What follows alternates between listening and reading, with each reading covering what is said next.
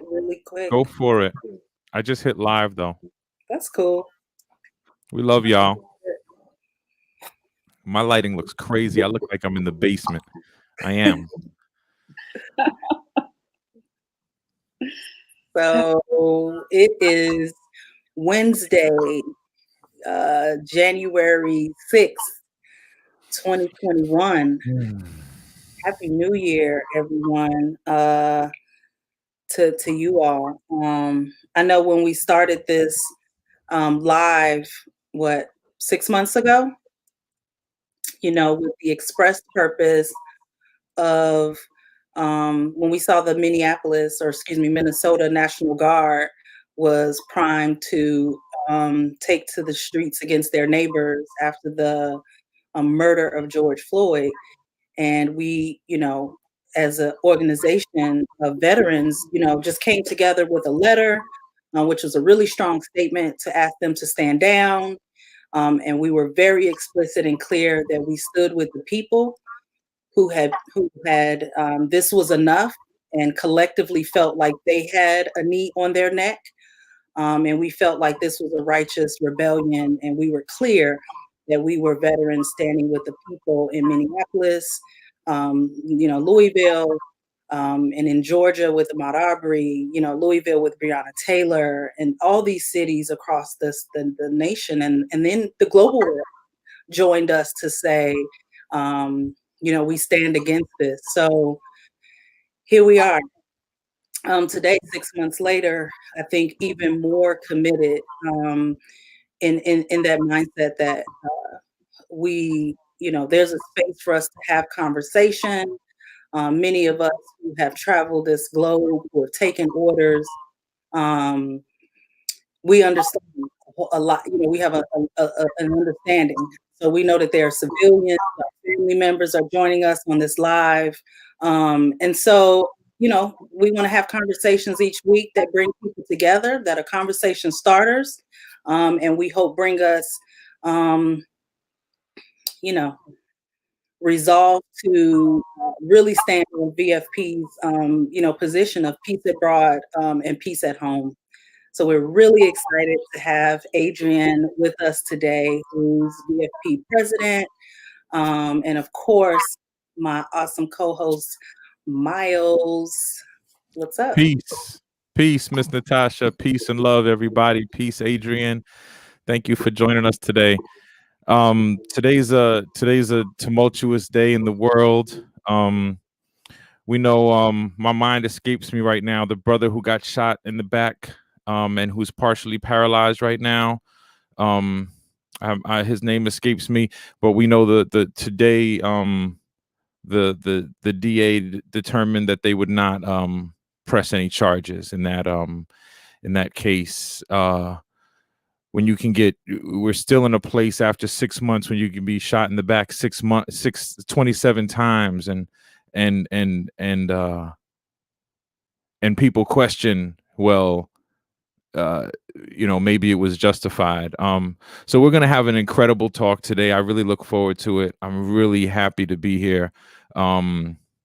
Alive. Every day is another chance to make change. This has been a constant reminder that time is precious. And so do a lot with what you have. Be kind to yourself, love yourself. You can't love anyone else if you don't love yourself. You can't share love and teach love if you don't love yourself. So you have to be happy with yourself, being honest, right? Being open.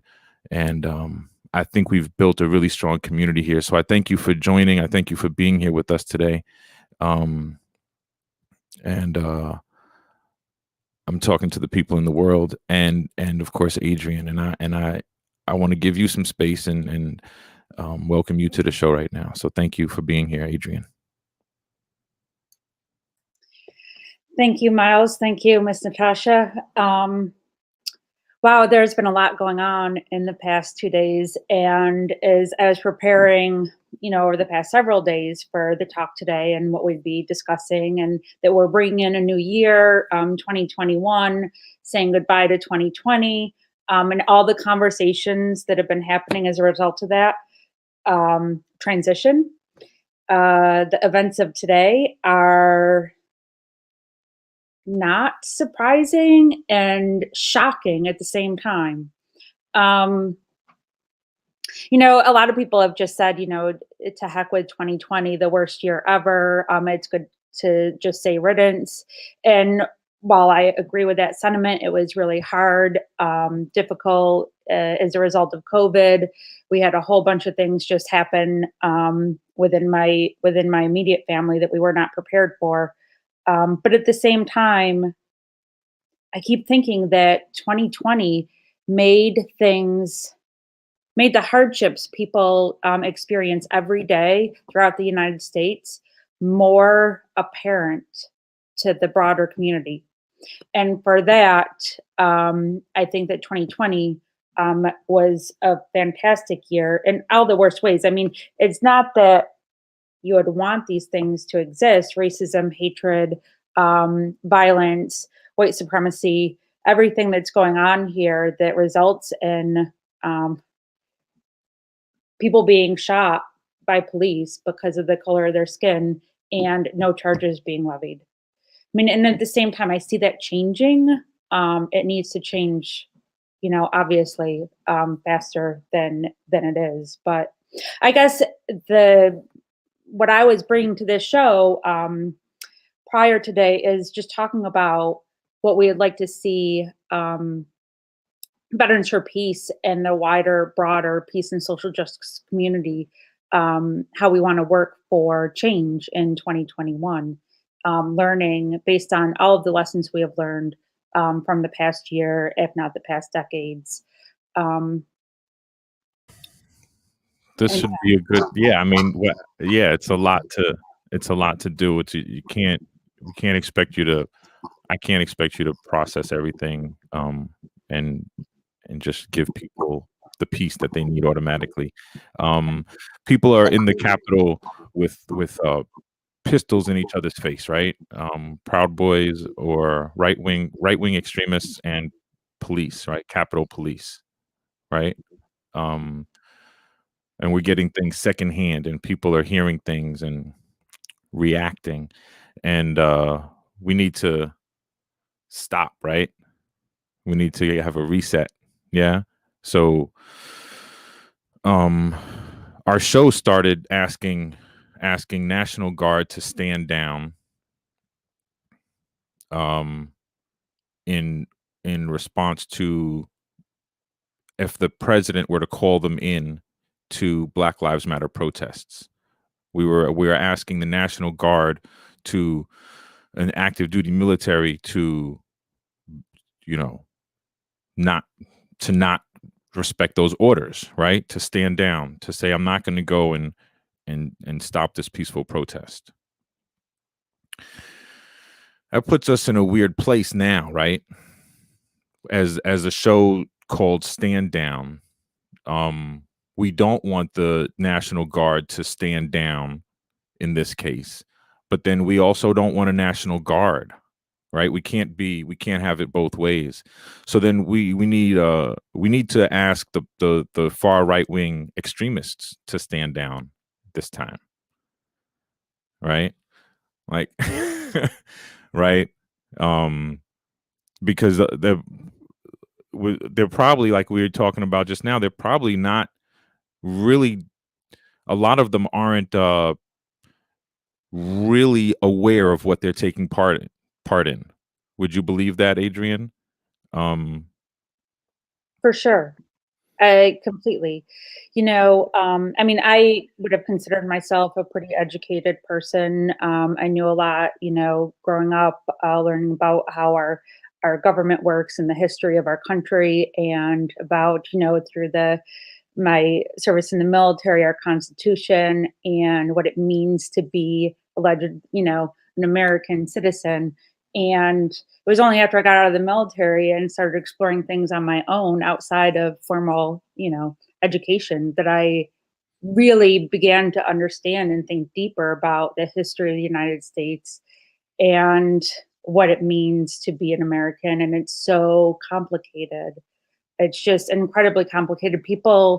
I feel like people constantly think we're here in this moment because of what's been going on in the past days, weeks, months, years, and without a realization that things were set in stage. You know, the stage was set for us centuries ago when this country was first being formed, being taken over, the lands taken over by other indigenous people who had their own rights and lives taken from them as a result of, you know, the pursuit of land and conquest by a handful of people from, you know, Europe, white men predominantly.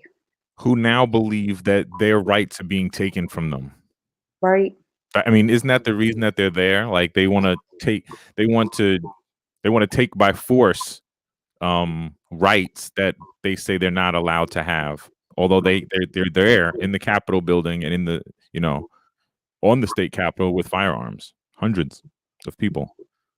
Hey, yeah, that's a great point. Just a couple. I had to fix my light, y'all, because, but I'm just so glad to be in community with y'all that we can even have this conversation. Because before we got on, I was, you know, just trying to unpack it. And who better than folks that I know get it for a myriad of reasons, because of the boots we wore, and that how we are in this lifelong process of unpacking what we knew and what we know. And that's a great consciousness to have.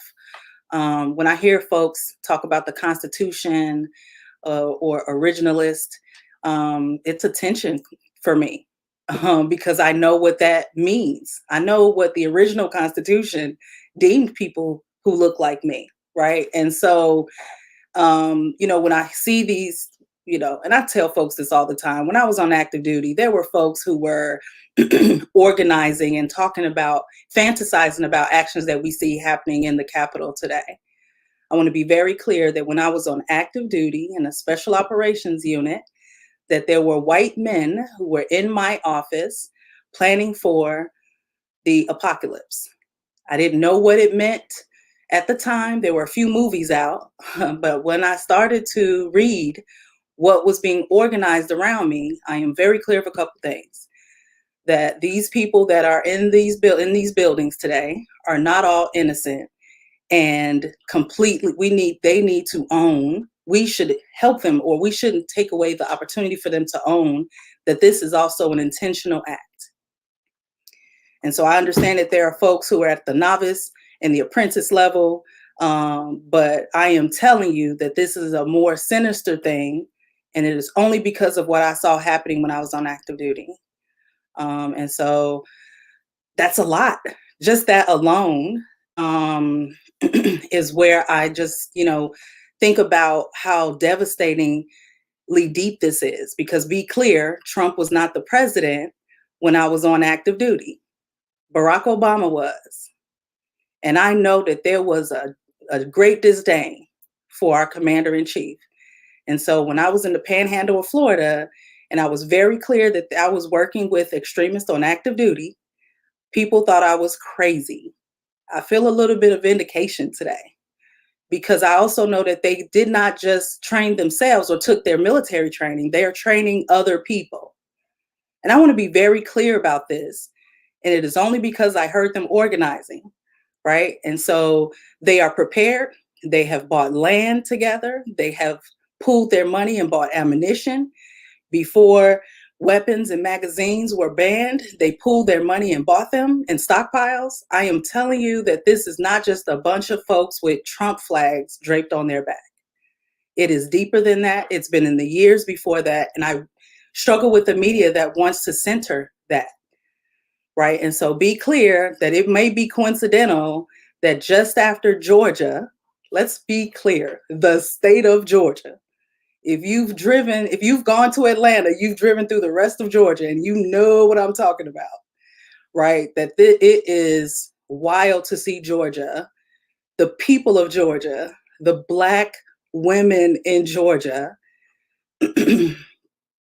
deliver democracy for so many people who, you know, Yeah, so it's a lot of things that I think that today it's acknowledging the people that we see taking our nation, and putting us in a national and global weakness in so many ways, but for themselves. And then I'm also thinking about what the coincidence of them doing this is right after it's easy to look at counties that delivered these wins to Democrats in Georgia. And I think about how we have to be very clear not to apologize and not to give alibis for folks who haven't shown any mercy for democracy and the Constitution that they claim they love. Like, what a hypocritical thing to do today. So I'm feeling a little bit like I wasn't here at first, but it's like, no, we have to call a thing. And that is the only way that if we truly want to be allies and accomplices and co-conspirators, that we have to talk about this thing from the truth. And so I appreciate everybody being here today. I want to be a little agitational, but I want to open up conversation so we can grow forward. But I'm also feeling a lot of empathy and a lot of compassion for people who are struggling with what they're seeing today. Right. So I'm just really glad to be in community. I've been going on. I kind of went on a little bit because I was feeling a little bit of something. And I want to say just one final thought is just, when these people go home, I wonder to their home states and cities, I wonder who's going to stand up for the people who help deliver democracy, for those that are easy and the consistent target, and be clear that is usually non-white, or just to be very clear, Black men, women, and their children. And so when they show up in their cities to bring this mayhem home, we know we can't trust the police. We saw that. We can't question that anymore. 2020 was on video, and you saw them give them water as they shot and killed people in the streets. Period. You saw police beat the shit out of people for daring to peacefully protest and step off of a curb in the street. You saw that. You saw them spray chemicals in their face at close range. All of you veterans, we know what that is. That is chemical warfare. And so when these people go back home, we can't trust the police. We need allies and accomplices and co-conspirators to have our back. And I don't want to be alarmist in any way, but I'm just, want us to really start thinking about, like, what is this? And we can't ignore what this could quickly become. We can't keep being surprised. So it's really all I got. And I'm just really looking forward to our talk today. I would like to respond to that with song, with some music for you, with a share. This is Area 51, Migration of the Souled Kind. I'm going to share the audio.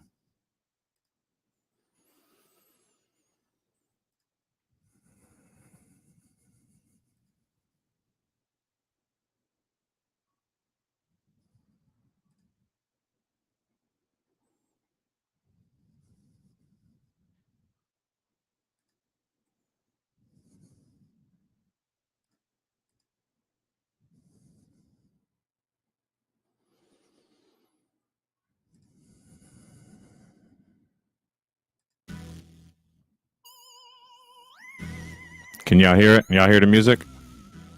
Yeah? Word.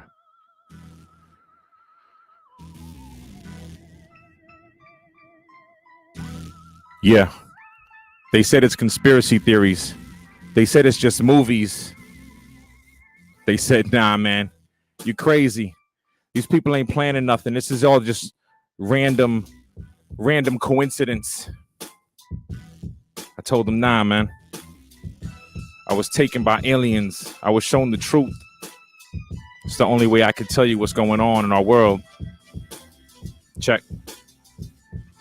So my thumb is out hitchhiking on Arizona Road. Show enough, it's not alone. Got my body in tow. Shouldn't be out here alone, but I already know. If abduction is real, we'd already know. That's when I see what I had never seen before. Like 57 Chevy that somehow might float. Mint condition from Havana. Ironic, but nah, this is a spaceship. Bone glowing 24s, and the brothers in the front was blowing that good cause, and they tell me that growing it could end all wars. And I said, wait up, man. Hold up. Pause. Blow past Mars from interstellar. We flow past stars to intergalactic in the space of 2 bars. To show me the history of the world is their cause. And they tell me if you're black, wealth is yours. I said, I gotta go.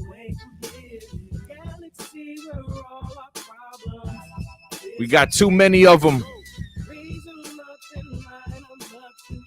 When's it gonna change, y'all? We tired of asking.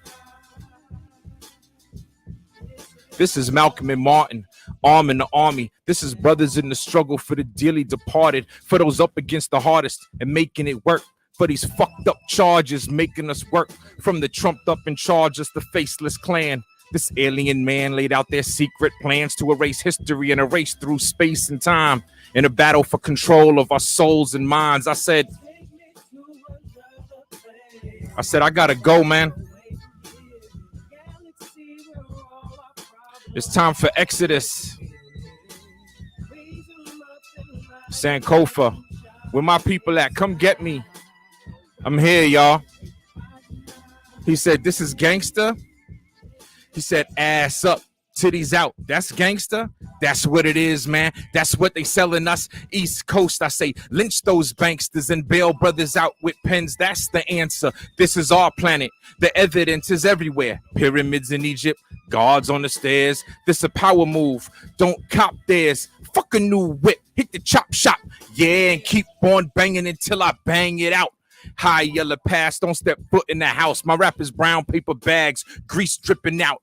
Knowledge supreme, gut the Dutch, 40 ounce, legalized. And I'ma keep on screaming, this government is criminal, guilty of treason. So put your lighters up, put your orders for treason, cause we gon' blaze it up till the earth is bleeding. I said, yeah, you know what we say.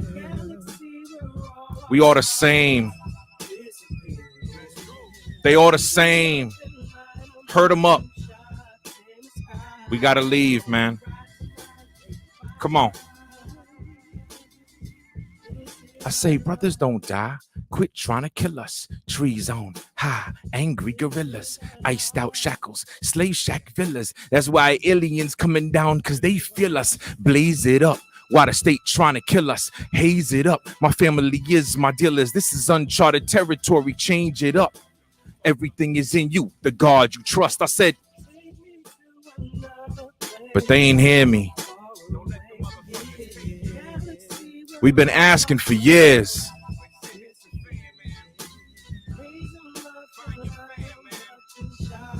Who's your fam?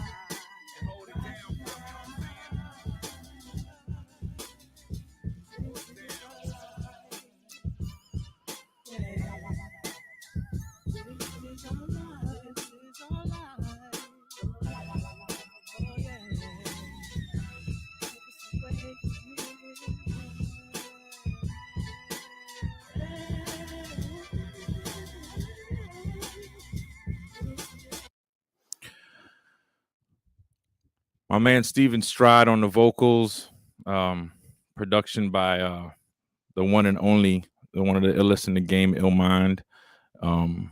Much love on the track, and it's prophetic. It was written in this is 2011, and it's 9 years ago, and that was already a long time coming, you know.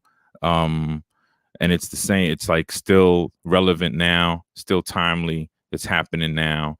People, this is our life.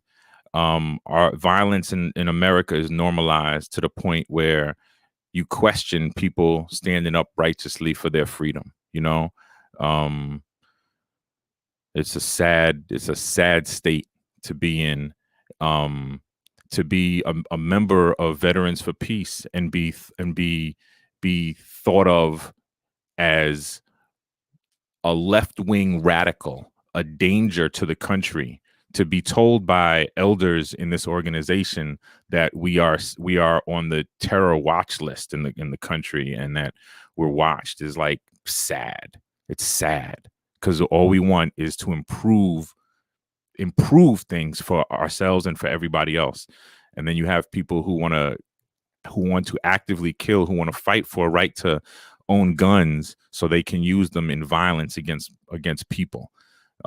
Is despicable and sad. And then that people deny it and they pacify it and talk about it in these meaningless ways on the news just makes me sad. You know what I'm saying? Like, it's just what it is, you know? So I look forward to what we can do, what we can talk about, what we can do. Yeah. And Adrian, I and Natasha, thank you for coming with it today. The spirit is strong, and I trust the fact that we're here is the right thing. So yeah. Yeah, that's a good word to put it too. Like, I'm disappointed. If I were, they say, like, tell me, how do you feel in one word? I would say disappointed. Because yeah, there's just so much. And so just the word disappointed. But Adrian, I'm glad to have you on. Like, I see you, like, yes, that's it. But like, talk to us. How you feel? What's coming up for you? Yeah. I mean, just listening to you, Natasha, talk about your experience serving with people who are probably participating actively in the events, to kind of try and, I don't know what their thoughts are, to form a coup, take over. It reminds me, honestly, I mean, I grew up in upstate New York. It's pretty conservative because, it's very rural. People don't like change. People don't really, I mean, a lot of people haven't really left upstate New York. And they don't know what they don't know. Travel is what I think opens our minds and our hearts to realizing we're so much like everybody else on this planet. But it just reminded me when I joined the military, I interacted with people who were from other parts of the United States. And I just remember these weird conversations that I've spoken about several times because I didn't know what to make of it until now. But people I served with in uniform who acted like the Civil War was still ongoing and that it was all about this fight for states' rights and individuals' rights. And I would oftentimes have conversations with them because I was just very taken aback that that people would think that the Civil War was not about slavery. And I know it's very complicated, but honestly, the states' right was the right to have and maintain slaves. And that's, I think, partially why when the balance of states that were free or slave states, when that tipped, that is when kind of things started to hit the fan. But people would deny when I would say that. They would say, no, it's about states' rights. It's about states' rights and individuals' rights. And it had nothing to do, the Civil War had nothing to do with slavery. And I think that legacy has been used to trick people into standing up and fighting for something that doesn't even benefit them, but benefits the powerful, the few who are in ultimate control or want to pretend they're in ultimate control over the destiny of the entire world. And like Miles was saying, and we were talking about at the beginning, like, do we think that people who are participating in the violent acts of today, they really know what they're participating in or what the end goal is? I would say no. I would say they are probably those people who believe that the Civil War was about states' rights, and this idea that life is about having every right you possibly can as an individual, even the right to own and guns and weapons. There are so many things that are just bombarding my mind, as we talk about what's been going on today in DC, and just as we are trying to wrap up, what's been going on over the past year, and kind of recenter ourselves and figure out what are we going to do, going forward in 2021. And I personally believe that there are so many people who get it, that social justice and peace are linked completely. You cannot address one without addressing the other. And to be honest, like back in the day when we first started talking about peace at war, peace abroad, as an organization, peace at home, peace abroad, as an organization, I was worried about Veterans for Peace, like not addressing war as much, like becoming more focused on domestic issues than the way the American military is used to treat people who live in various countries and regions around the world. And over the past years, I've just really realized how linked peace at home, peace abroad really is. That the same people who would try to use workers, and people who join the military, I mean, most of them are just workers who are trying to survive.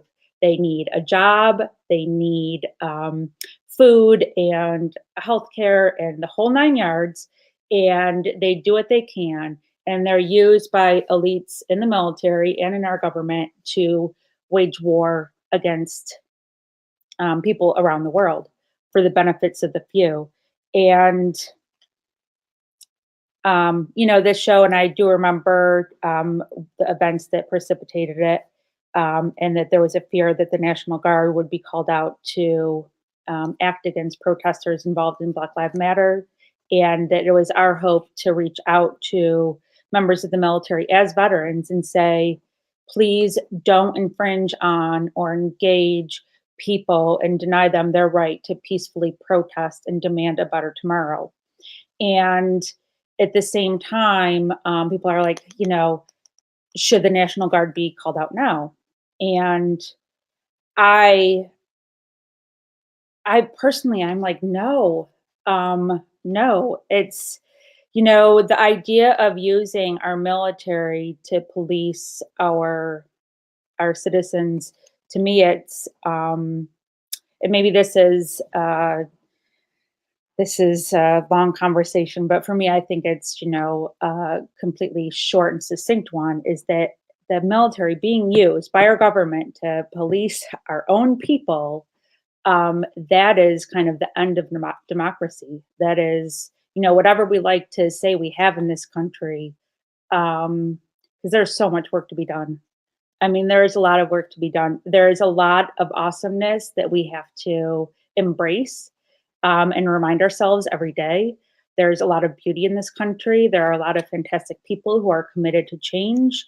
There are a lot of fantastic people who really get it and know what we're up against, and are making the connections. Like, we're so connected in so many levels, and the struggles are all connected in so many ways that it would be like an infinite number of spiders' webs all squished together. And, I don't know. It's important to remind ourselves of that, because on one level, I think of what's going on in DC right now, and it is really upsetting. And then on another level, I just know there are so many people out there who are demanding and prepared to demand peacefully, through nonviolent means, that we need to and can do better as humanity. Not, yeah. So it's, but we can't ignore what's going on in front of our eyes. If we keep our heads in the sand, then, we can't effectively organize for a better tomorrow unless we know what we're really up against. So it's a matter of keeping hope and also keeping our eyes open at the same time. I agree with you. And as veterans, you know, for peace, we're not calling for anybody to carry arms. It wouldn't make sense. That's why I said earlier, calling for the Proud Boys to stand down. I saw a comment about they haven't stood down for years. Why would they do that now? Or you haven't stood down for years. I don't want to read it wrong. The comment was, you didn't stand down for years. I believe talking about the Proud Boys, because just earlier he said, you've been bullshitting for 4 years. Proud Boys my ass. So I imagine that's from James Washington. I imagine that you've been bullshitting for 4 years is Trump, and Proud Boys my ass is his feeling about them. You didn't stand down for years means the Proud Boys. But of course, those are the ones who I'm calling on to be reasonable and to put their weapons down, because what do they want? Do they want to, if they want a bloody civil war, which is what they want, that's what Natasha was talking about. Like, you know, if we're spoon feeding the people who are watching this show, you know, the people who follow that doctrine, they believe that this is the beginning of the Third World War. You know, they believe that Trump was like the Antichrist or like the second coming, whatever they believe, and they're about to get it popping. And it's that's sad, because then they envision they've most likely never been in combat. I imagine some of them have, but I don't imagine that most veterans who come home are going to sign up with these groups. And then they want to have whatever, you know, because that would mean whatever they saw in Iraq, they want to bring to their street. And I doubt that. So these are people who've been like reading books and watching movies and listening to podcasts and digesting hate. And now they're following it out. They're acting out boyhood dreams, fantasies of violence. And so a reasonable person has to call on them to put their guns down. I don't do that out of fear. I don't do it out of like, you know, somebody else might say, oh, I wish you'd come. No, I don't want them to come to me. I don't want them to come to my neighborhood. I don't want this to happen in my, you know what I'm saying? Like if this was happening in my city, I would stand with people in solidarity in a solid line against them. You know what I'm saying? I'm not going to let somebody, I'm not a pacifist. I'm not going to let somebody use violence against my family. If I have the means to defend myself, I would do it by all means. And so that's the way I feel about it.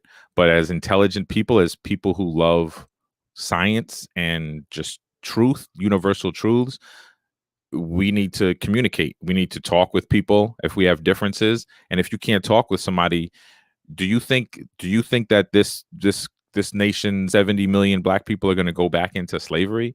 That's where's your mind at? You know what I'm saying? Do you think that people are going to, what do you think? People aren't thinking. They're stuck in video game land. It's sad. It's just, I just keep saying the same thing. It's disappointing, you know, but Trump is not, he's not a response to something. He's like a symptom of a sickness. He's a symptom of a way of thought. That's right. You know, we have people who have been eating, you know, I'm going to talk about it. We have people who've been eating poison their whole lives. They were born and raised and fed on poison. Literally, like the food that they eat is toxic. The TV that they watch is toxic. The music they listen to is toxic. And so a person like Trump is celebrated because he's toxic. You know what I'm saying? He's toxic slop. And so that's where we are. Yeah, I don't. Well, whatever we were going to talk about today, when they stormed the Capitol building, it kind of puts everything on hold. You know what I'm saying? It kind of puts everything into perspective. You know, 6 months, the violence has continued. The people are we brothers and sisters are still being hunted. Like these prisons are still overfilled. There's a health pandemic that's not being like the death toll, the daily death toll is obscene. 2,000, 3,000 people a day dying for like the past month is obscene. Man. And Trump has played golf a few times. Like, come on. And they're protesting for him. Protesting. It's not a protest. They're fucking starting a war for him. In his name. Because that is what really in the last 4 years, Trump came in office right as I retired from active duty, right, 2016. And and it's not political, right, because I'm not, I don't assimilate any which way, but to see that the media has created a lot of this hysteria. And it's hard for people. I mean, just being in COVID-19 and experiencing the 2020 that we did is unconscionable by itself, right? Like it's hard to even fathom 350,000 people are no longer with us, right? And at the same time, this was a moral, or at a minimum, just the uprising after the killings this summer, which, by the way, have not stopped. We named George Floyd, Breonna Taylor, and Ahmaud Arbery as a collective of names like Jacob Blake and Kenosha. That is wild, so to just be experiencing all of this, and now this is just, it's so wild. But yes, I'm really, here's something that I think as veterans that we bring to our communities. I tell people here in Chicago, if you use veterans for their experience, their world experience in organizing. So one of the things that we do in our chapter is we try to work with the folks who are directly impacted and that we can support the needs that they have. And so I know, as veterans, we're thinking about this is a lot to really unpack. I want to do something. I tell people, if you can spare $5, but if you also want to organize, you don't have to go at it alone. There are, believe it or not, Stacey Abrams in every single community across this nation. And so we should be trying to find her and them, and these, these folks, and like use your gifts, whatever they might be. The people might need it. This is a moment where we need mutual aids, where someone sent me a text. It was actually a grocery list to a woman who lives a block from me. I was happy to go and get groceries and drop them on her porch, no contact. So those are the little small things that you can do so that you can start just unpacking some of this stuff, is to maybe be in service of your community. Georgia was a fantastic thing for people power, no matter where you align, to see Georgia move in that way. And the hard work that a lot of Black women across those counties put in to make this happen, people who moved and relocated to Georgia, shout out to them, because when the people reclaim and come together for a thing, we now know that it's more possible. And so I think, as veterans, we sometimes organize among ourselves because we're comfortable and we know the jargon and we can, it's comfortable. But I really want to impress people, like be creative in what your solidarity looks like. Yes, we need some of you to show up in the street and, stand with the people. But if you have a couple bucks to throw towards some pizza and some water, or a cup of coffee, depending on where you are, some warm drink, do that too. And I think that it's important to start also thinking about learning something that you don't know. Like, we have books and references and links to more reading. There's some video links, I think you were talking about, Miles, that folks could watch in an hour or two and really help get some political, I don't know if you want to call it political education, but just to help understand like what might be happening. Because for some folks, this is brand new. It's like, wait, a whole bunch of crazy folks, depending on how you look at this, or there's some people who are proud of what they're seeing. And we need everyone to kind of understand, when it comes to a people amid COVID-19, we really ought to have each other's back. And I don't know, like Adrian said, it's kind of through education that you kind of get that understanding, talking to people that don't agree with you. And that's really how you start to understand that none of us really win when we storm, when we, try to,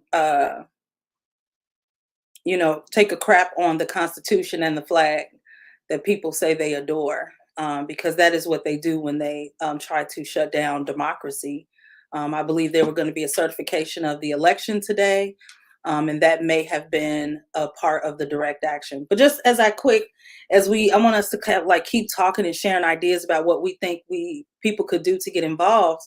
I was sharing with you all before we got on that a couple years ago, Reverend Dr. Barber out of North Carolina, I joined the Poor People's Campaign down in DC for a week long of just teaching and community. And I remember the day that we, were literally silently, I won't say silently, but peacefully walking up to the Capitol, singing hymn and chanting, "We the People." And we were met with zip ties. They were ready to arrest us on the sidewalk. We were not able to breach the people's step. And we were turned around and people were arrested. So to see these people reach into the inner chamber, they weren't at the front in the living room. They were in the back room and in the basement today. How was that possible? And so we really have to start thinking about having some deeper conversations, and it might not be how this impacts you, but how it impacts others. So that's why I think it's important for us to start getting together in the community and having conversations with people in discourse with folks who might not think like you. Adrian, I want to ask you. So I just shared in the chat, Natasha, you mentioned something that people could get into. So I just shared in the chat for the uninitiated but interested in what we might be alluding to here. An audio book titled "Behold the Pale Horse." It's written by William Cooper. He is I believe he was a Navy intelligence officer. What he discovered things in his life that made him write this book, put this book out, which lays out this grand arc of violence that we see playing out in our world today. A lot of people view the First and Second World War as the steps to get to revelations, biblical revelations. And so that's in that book. And a lot of the people out in the streets committing these acts of violence, because these are not patriots, right? These people are not patriots. A lot of them, if they don't know about these so-called conspiracies, they are being led or organized by people who believe fully in these modes of creating the world that we live in through violence and alchemy. I want to ask Adrian. I know you were intelligence, and Natasha as well. You spoke about it. Like, y'all have seen this in your active duty service, right? And these are people like, so you've heard these conversations from people that you were serving the country for, and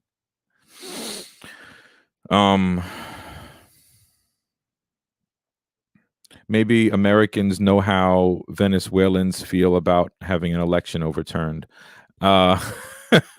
Maybe in 14 days we will. I don't want to incite violence. I don't believe that that's the way to go. So Adrian, you're shocked by this. You said you were shocked, right? Yeah, I'm shocked and not at the same time. Yeah. It's kind of a weird place to be in and see the events unfolding in DC right now. Um, Anybody who knows anything about what's going on in the US and the struggles we're up against, you could see it coming a mile away. Um, just like with COVID and the impacts of COVID and the death toll and the hardship it's brought upon families and communities. I mean, just knowing how crappy our healthcare system is, how workers don't have, paid sick leave, how we don't really have or we don't foster in our country this idea of people looking out for and taking care of one another, that those aren't part of what it means to be an American. You could see the disaster that COVID is wreaking come from a mile away, and yet when it happens, it's like one of the things you're afraid of happening, but it's not like you want it to happen. And so when it does happen, you have all these mixed emotions. Um, I, yeah, it's definitely it's a weird day. It's a weird feeling. Um, and by all means, I probably am still an incredibly naive person, even being open to and having so many great conversations with people and gaining a better awareness of what we truly face as peace and social justice activists. I can still be bit naive, hopeful. Not that hope and naivete should be confused, but you had to have hope grounded in reality, and it can't just be this thing that's just going to happen. You can't just hope for a better day and not do anything to make it better. Um, and that, Matthew says maybe Americans know now how Venezuelans feel about having an election overturned. I mean, golly, I would say that about every election that's ever happened in the United States of America, because our system is corrupt. Like, women didn't have the vote for eons. People of color didn't have the vote for eons. Many people still don't have the vote in this country for varied and many reasons. The system is so corrupt that most Americans don't even participate in our electoral processes because you have to be a millionaire to run. Most of it is based on, dollars and corporations being able to spend all this money on advertisements because that's supposedly free speech. I mean, it's laughable that America is used as an example of what a functioning democracy might look like, because our system is anything but. And our electoral process, the entire way of going about determining who the president of the United States of America is going to be is corrupt. And so if it were not that case, then this would be even worse and maybe more shocking for me personally. But I've known for a long time that the system is corrupt, and the system is intrinsically put together to protect itself, and that is all about protecting the handful of people who benefit most from keeping the situation normal. No change. We don't want to have change, because change might mean that instead of what, $1 billion, we might just have $1 billion. I mean, I don't even know what people are fighting to protect anymore at the top echelon, because certainly we know that wealth has been condensed into the hands of the fewest number of people possible. And it's more than anybody could spend in probably 1 billion lifetimes. So what is it that people are afraid of? I don't know. I honestly, I don't know what motivates the people in DC right now. I don't really understand what motivates the powers that be to try and maintain the stranglehold on how our societies and work. It's kind of it's important and it's not important, because there's a lot of us who think that, and I tend to be one of them more and more every single day, that when you have an idea of what you want the world to be, the better you can focus that idea of what a peaceful and socially just future is, then the more likely you will be able to achieve it. And I think that maybe that is another reason why our minds and are constantly bombarded with stories about the few who want to use violence to maintain or even bring us back to whatever type of I like you said, Miles, I don't know what they expect. I don't know what they hope to achieve. I don't even know if they know, to be honest. I agree with you. They don't know. It's a material world. It's not a spiritual world. We are stuck in a material sense. We are stuck we are stuck in the material. The most successful things, the most successful people in our world, we celebrate them because of what? Because of their material accumulation. We don't celebrate people because of their knowledge, their spiritual. Any people who are celebrated in this country are celebrated because they have made it monetarily. Even our so-called spiritual leaders, or our, you know what I'm saying, our most learned professors. If you haven't written a few bestsellers, we're not going to celebrate you. Your spiritual gurus, who, you know what I'm saying, if you haven't traveled the whole world and have hundreds of thousands of viewers on YouTube, you're not even, you're not celebrated because it's a material world. And so they don't know what they are fighting for. They're fighting for things that they'll never be able to obtain. As the wealth gap has grown, as the wealthy have gotten more and the poor have gotten less, the poor are still fighting for this ideal that they'll be one of those wealthy. And they're stockpiling guns. We have the most gun owners in the world. And I think we're like 15th or 20th or something in education globally. Like, we're not very well educated and we're packing guns. And the situation is dire for those of us here in this imploding empire, because empires crumble. And so you have to be aware and you have to be on point, and you have, like Natasha said, this is the time for mutual aid societies. This is the time to know your neighbors. This is the time to be that person that is loved by everybody around you, so that you will be protected. Because if you are hated, you're not packing guns, and even if you are, they're coming for you. They're coming for you. You know what I'm saying? Your time is short. So be love. Be the love that you want to see in the world. Be the change that you want to see. Yeah. Yeah. I had a thought about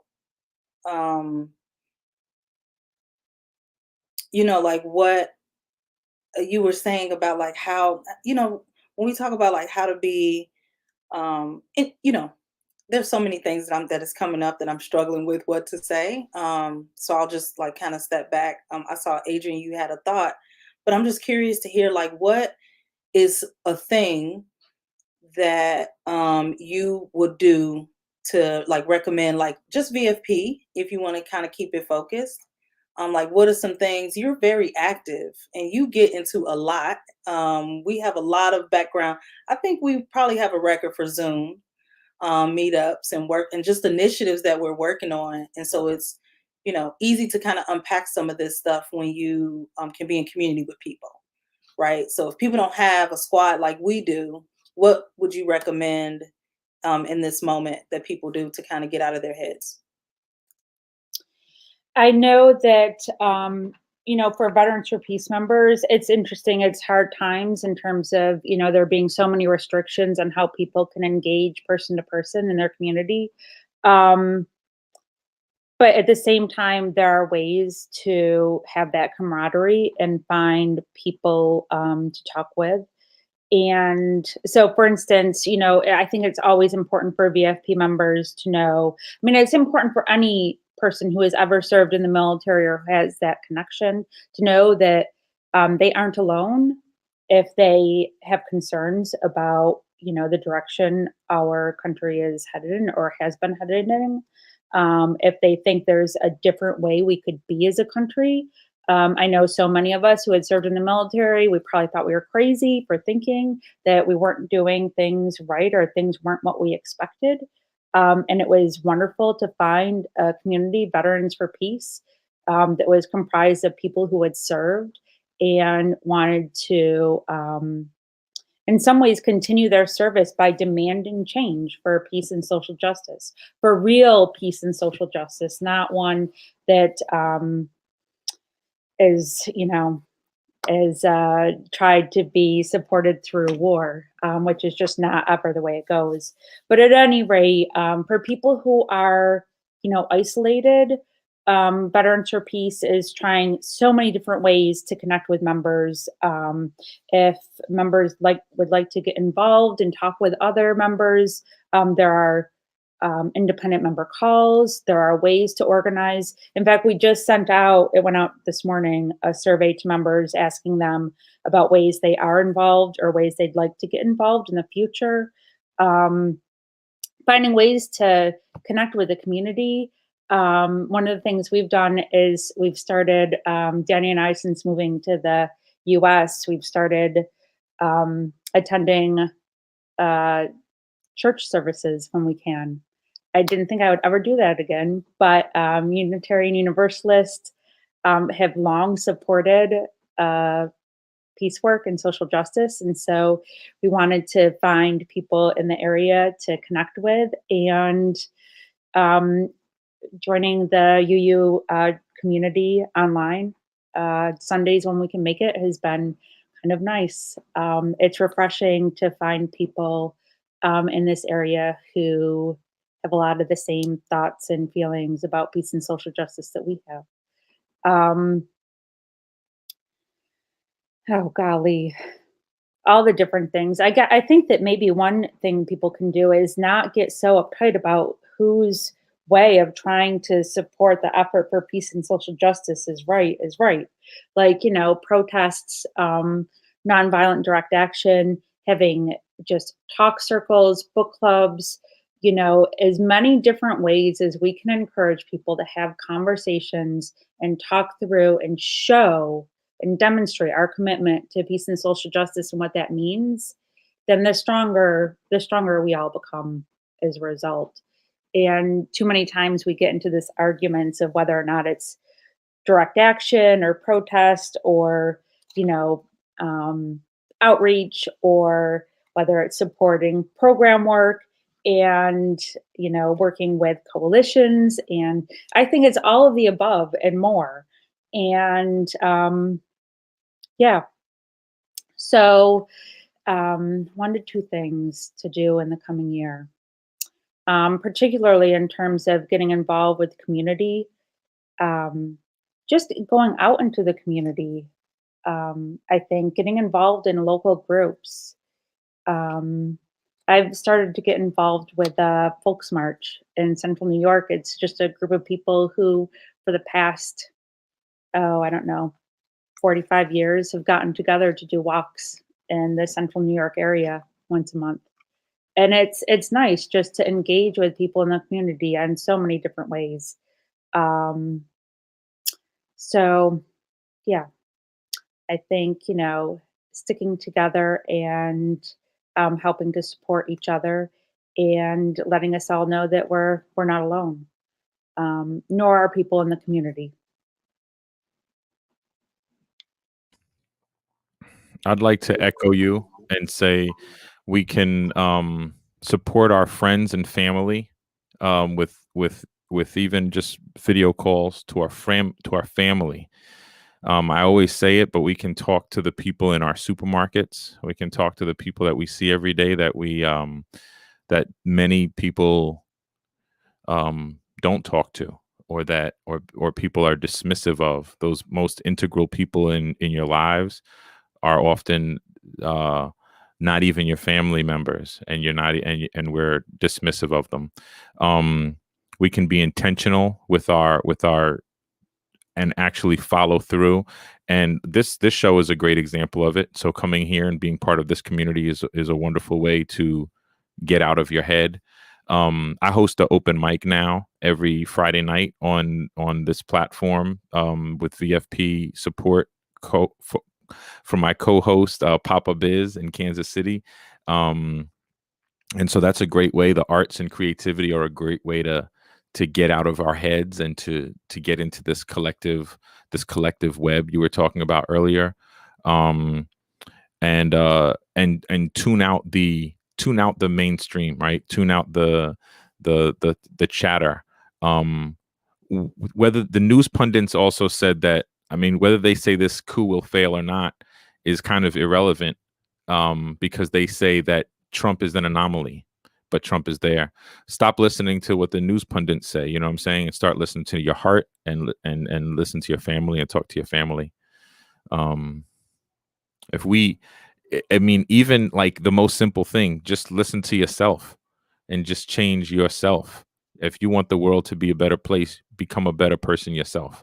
The world's not going to be a better place while you're packing a gun and eating Cheetos and drinking Mountain Dew. You know what I'm saying? Drink some water, eat some vegetables. Put your gun down, sucker. You know what I'm saying?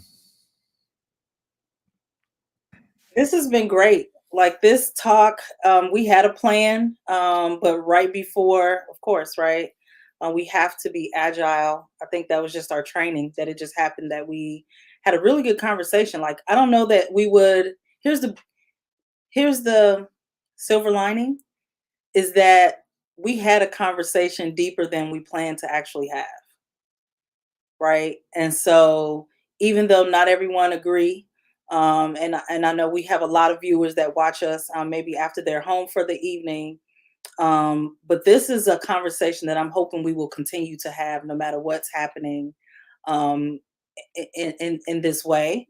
So I'm really glad that this kind of broke a levee just in terms of what we really need to like say. And I hope that people appreciate the conversation. Continue to post even on this Facebook, or if on YouTube, we see those comments, we look at them days out.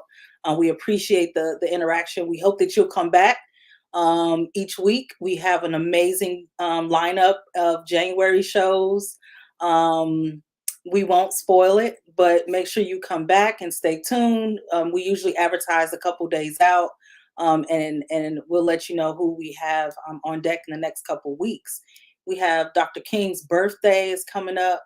We have the inauguration, which is just our nation change and exchange, a peaceful exchange of power, which is tradition. That's the following week. And then we're going to really get into some conversations that we hope will start bridging people closer to, just understanding each other, having conversations across the aisle. So reach out to us. We have folks that email us and stand down for peer support. We have a myriad of folks from the Vietnam era to post 9/11 to active duty that are joining us in droves. And so we have a wide community of folks who never put on the boots because they knew. And so they also bring a great community of allies in this work for peace. So join us, meet us back here next week. And Miles, Adrian, y'all want to take us out? Some final words? Thank you both. I think that it's amazing that you keep this space open, that we've had so many good conversations and opportunities to talk through.